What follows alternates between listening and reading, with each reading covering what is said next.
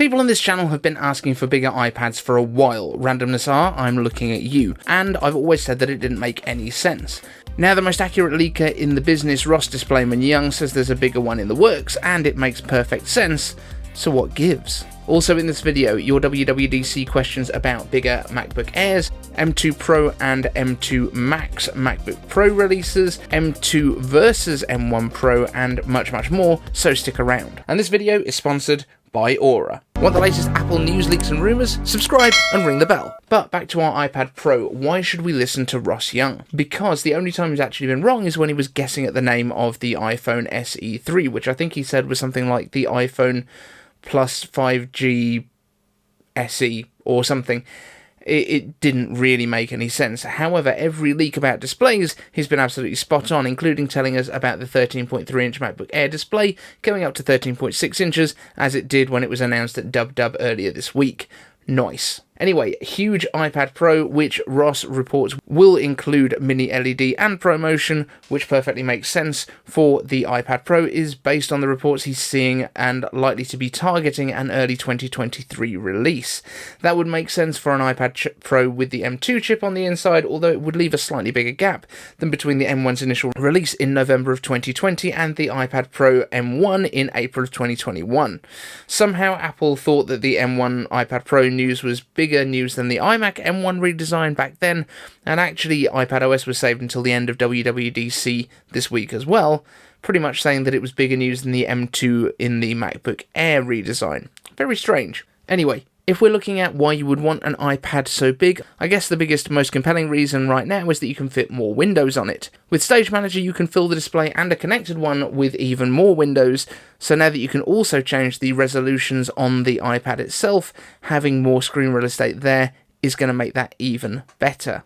And while 14.1 inch sounds huge, remember the current one is 12.9 inches diagonally, and these aren't 16:9 displays either, but 4:3 like the much older squarer screens like CRTs, making it much more usable and not as tall in portrait mode. So we're talking about a 1.2 inch bigger display. The best thing about this, of course, being more square means that you're not wielding something more akin to a sword instead of a tablet, and it makes the thing a lot easier to handle. Given that this new iPad Pro will likely get M2, it could be an absolute beast for video editing, given that the media engine in the new M2 is basically the MPX Afterburner card from the 2019 Mac Pro, and for that to make its way from Apple's most powerful system ever built to an iPad in about 4 years is pretty impressive. But the big question is, how big is too big? Would you pick one up? Let me know down in the comments.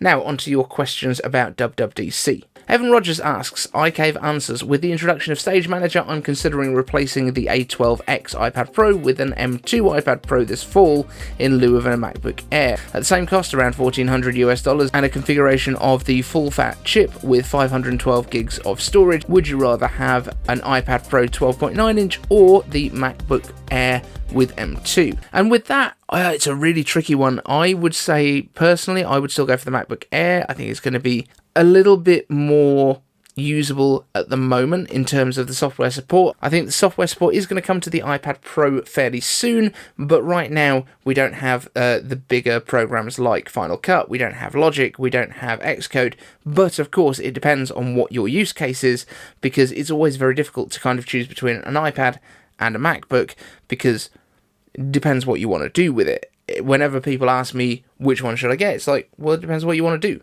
So if you are going for basic office style tasks, you can use Pages, Keynote, Numbers on the iPad. You can even go for the Office suite if you prefer, exactly the same way as you can with a MacBook. It's just if you do want to be able to grab it off of there and leave the keyboard behind, you've got a bit more flexibility with the iPad. For me though, I would go MacBook Air. Randomness R asks, iCave answers, please tell me that you're buying the M2 MacBook Air for yourself. This is kind of the plan. It does depend on budget at the time. I'm just trying to make sure that everything's in place. But yes, I would love one.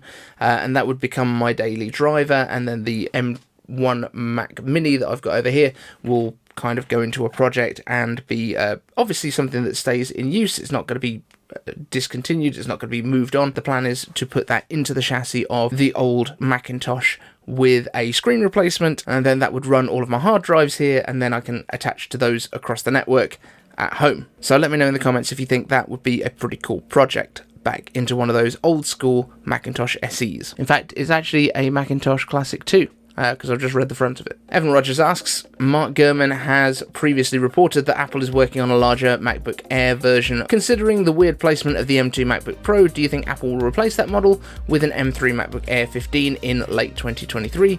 If so, do you think it will receive a price bump? The $1,500 price point seems logical for a 3nm M3 chip, maybe even with an Apple cellular modem option too. Apple tends to inflate the price by $200 to $300 for a display size increase and $100 for new designs and display panels. I do think $1,500 is kind of the sweet spot for the 15-inch MacBook Air. I don't know if it would be just replacing that MacBook Pro, because it seems like a lot of people just want to buy something because it says Pro on it. So that's kind of the reason I think that Apple's actually keeping it around, because they don't want people to feel priced out of the Pro market. If they think of themselves as a Pro, that's absolutely fine. All of that being said, I think you're pretty much spot on. It looks like about $200 for having the larger screen, $100 for a new design language. So yeah, that seems about the right price point. Team Kinetics asks, iCave answers, as we now have M2, do you think we'll see updated MacBook Pro devices with M2 Pro/Max later this year or early in 2023? So happily enough, Mark Gurman has helped me answer this one today. He has put out an article over on Bloomberg suggesting that he expects the M2 Pro and M2 Max to be targeted towards the end of this year, so I would guess either an October or November event, more likely October, but he said that there is a chance that they will be pushed into next year. Now, we know that it's going to be a lot easier for these to be produced this time because Apple already has in place everything design-wise. They don't need to get new display panels produced, which has been one of the big stumbling blocks with MiniLED so far. We also know that they don't need to do redesigns, they don't need to re-engineer keyboards, anything like that. Everything else has been pretty much fine, it seems, in terms of the production. It's just a case of getting enough of them out of the door at this point. I would also assume that these chips have already probably been produced ready for these laptops. They would do them a little bit earlier in the year because then that frees up the production volumes ready for the iPhone, which they're probably producing the A16 chips at this point. That would make the most sense in the world. So it's just a case of assembly now, I would guess, for the M2 Pro and Max MacBook Pros, coming, I think, in October. And bear in mind, if that is the case, then that would indicate that we are looking at probably a 1-year annual refresh cycle in future, with the M series coming at WWDC, with the Pros and Maxes coming in the fall, and then with the Ultras and perhaps Mac Pros coming the following spring. That would be awesome, because that's also right at the end of the tax year, right? That's when you'd want to do a bit of a write-off on your bill. Randomness asks, iCave answers, John Prosser has just confirmed that the M2 Pro and M2 Max chips will be based on 3nm, despite the M2 being a 5nm. If that's true, how big of a battery and performance improvement can we expect? And John said the new MacBook Pros later this year with M2 Pro and Max chips. I thought they're coming in 2023. Yeah, as we've just mentioned, Mark Gurman has said that 2022 end of the year is probably when they're aiming to do. I would love it if they do, because it then indicates that annual upgrade cycle, which is what I was hoping for. Winning, winning, winning. Whether it's going to be 3nm or not, I don't know. My guess would be no. If they do, I think we're going to be looking at almost 40% more efficient based on the die shrink alone, which is awesome. Alric Samuel Godfrey asks, iCave answers, is it worth spending the extra $300 to get the baseline 14-inch 8-core CPU and 14-core GPU MacBook Pro over getting a 10-core GPU, 16 gigs of RAM, 512GB of storage MacBook Air or MacBook Pro? I'm mainly concerned about the performance gains. Would extra 4 cores on the GPU be worth the money? Not only will you get 4 more GPU cores, admittedly of a previous generation, but the amount will make a difference. You are also getting 2 more performance cores and 2 less efficiency cores, which means that you are going to get quite a performance difference there. Now, the M2 cores are a little bit faster, around about 18%, but I think you're still going to get a better performance from the MacBook Pro 14 as opposed to the MacBook Air. You're also going to get the fans, you're also going to get the extra connectivity, so it depends how much use that is to you. In terms of extra performance, I think it's probably worth the $300, given the difference in pricing on everything else. You know, $100 to go from an 8-core to a 10-core GPU. I would say it's probably worthwhile performance-wise, and you're not going to have any problems longevity-wise at this point either. Randomness R asks, iCave answers, all the software updates at WWDC were nice and I can't wait to add them to my devices, but I'm really disappointed that my 2016 MacBook Pro won't get macOS Ventura. Why do they cut 2015 and 2016 models? Usually they only cut off one, so sad. The big reason is, sorry, you're on Intel, and the vast majority of the features that Apple is adding to their macOS versions right now are focused on Apple Silicon.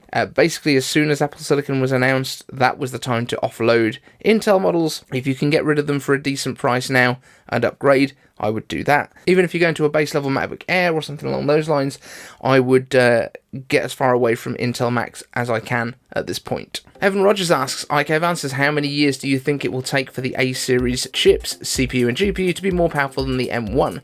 2024, 2025? We've got a really decent way of checking this, because we've done A-series chips in the past and we've done AX chips as well, and those tended to be basically the equivalent of an M1. So the easiest one to look at would be what we actually have in the Apple TV right now, which is we went from an A10X to an A12, and basically the performance is almost identical. So that would be it. It's about 2 years typically to catch up. In terms of the CPU and GPU performance from A series to M series, it takes about a couple of years for the smaller number of cores to catch up with the larger number that you get in the higher end chips. Armin Dressler asks, iCave answers, for the first time since I bought my first Mac back in 1994, I'm going to buy my workhorse Mac second hand. A MacBook Air M1 can do everything I need and comes at half the price compared to the Air M2 that I wanted so badly. I think Apple exaggerated with the price increase, at least in Europe. Do you think the prices will go down again once the lockdown and supply chain issues are resolved? I hope M3 can justify me buying a shiny new Mac again. Honestly, I think the majority of the price changes that you've seen there are more about currency exchange rates and things like that than anything else, because the prices in the US haven't gone up, the prices have gone up in Europe and the UK. So I think that's really what we're looking at here. And when we're looking at the pricing right now, even in India, I think it works out to something around $1,550 for the starting price in dollars for a MacBook Air. That's exactly the same as we're paying, $1,560 in fact, in the UK when you convert the pounds into dollars. But, and I always need to remind people of this, we see the prices in dollars and we think, oh, well, but the dollar is worth less than this currency or whatever, we're paying a higher dollar price over here. The dollar price doesn't include tax, it doesn't include sales tax, and ours does. So there's not as big a gap as everyone seems to think when you're buying Macs and iPhones and stuff like that outside the US. It just feels that way because they don't include sales tax in the ticket price. Everyone else in the world does, because it makes sense. So do try not to lose hope every time you see the pricing of American Macs. Remember, they are paying more than that. They're also quite often paying shipping, and the reason they don't include it is because sales tax in different states is at different rates. Therefore, they have to do it that way. Randomness R asks, iCave answers, what new software features can they add to the AirPods Pro and AirPods Max? Now, honestly, I don't think we're going to see new software features added to the existing ones that we have out there already, but it does actually sound like we might be getting both of these refreshed in 2022, which is quite interesting because the AirPods Pro have been around for an additional year versus the AirPods Max. The chances are, if they are both being updated, sounds like we might be getting new colours on the AirPods Max. That was the main feature that people have mentioned. But for the AirPods Pro, we're getting a full new version, which would be getting, more than likely, lossless audio included. So that means they will be using some sort of different technology for sending the signals from your device to the AirPods. Now, whether this is going to be something along the lines of U1 chips with ultra-wideband, or if it's going to be some form of Wi-Fi, that might be a bit of an issue in terms of battery life, but we will see. Apple may have something up their sleeves, or some kind of new compression that they can use that's lossless to get the files from your device over to the AirPods and get them decompressed on there rapidly. I don't know how they're going to do it, but it seems like that's something that they are likely to do.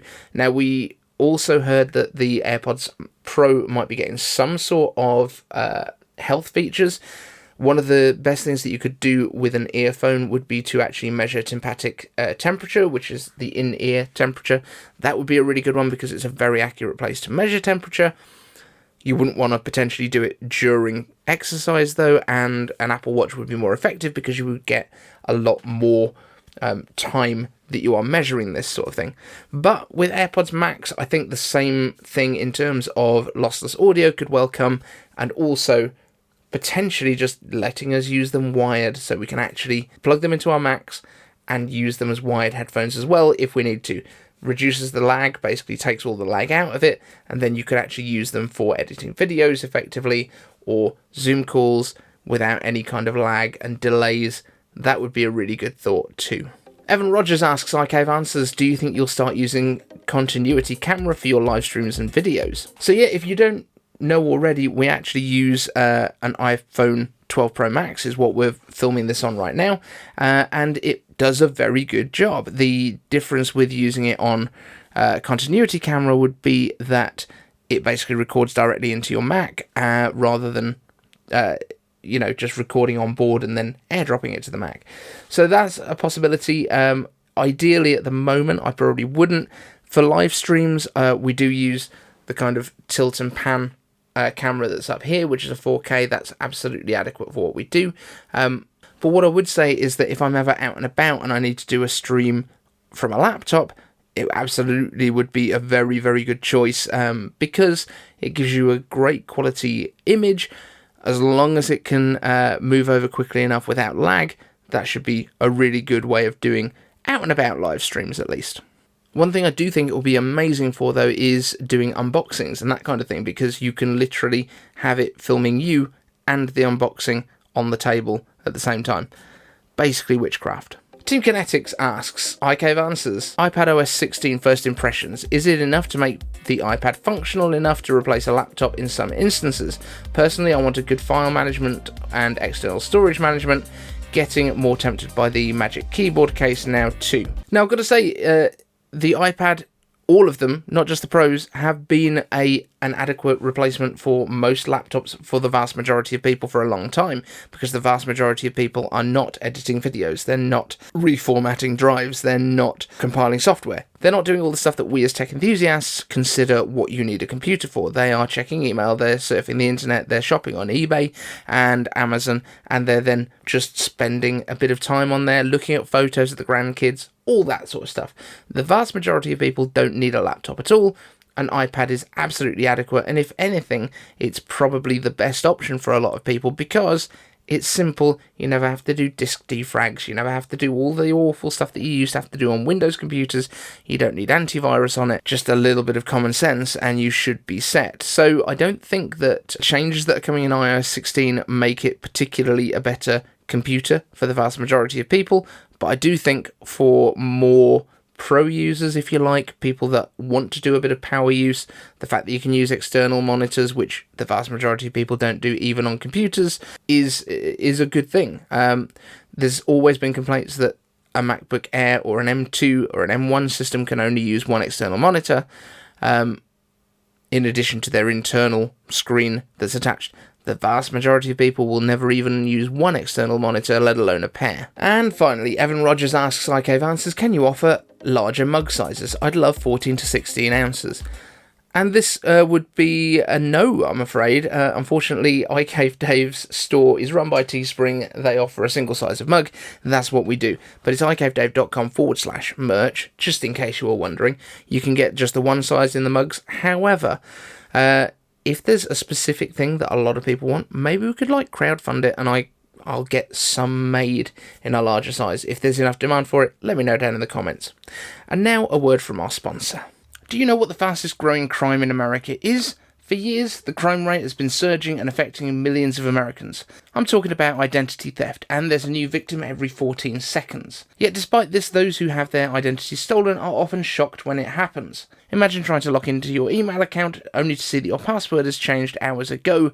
Then you start getting notifications of activity from your bank, credit cards, crypto accounts. That's when the feelings of panic, fear, anxiety, paranoia, disbelief, shock, anger, and frustration and guilt set in. That's why I'm excited to partner with Aura, who is sponsoring this video. Aura is an identity theft protection, fraud monitoring, and a VPN, password management software, and antivirus software combined into one easy-to-use app. Aura monitors the dark web for your emails, passwords, and social security numbers, and sends you alerts fast, right to your phone and email. When it comes to fraud, every second matters. Connect your credit cards and bank to be notified of any changes up to 4 times faster than Aura's competitors. Their VPN allows you to stay anonymous online by keeping your browsing history and personal information safe and encrypted, and their antivirus software that will block malware and viruses before they infect your devices. Sadly for me, Aura is currently only available in the US, but if you check out their free trial, be sure to let me know in the comments how many times your information has been detected on the dark web. Protect you and your family from America's fastest growing crime. Try Aura free for 2 weeks and see if any of your family's personal information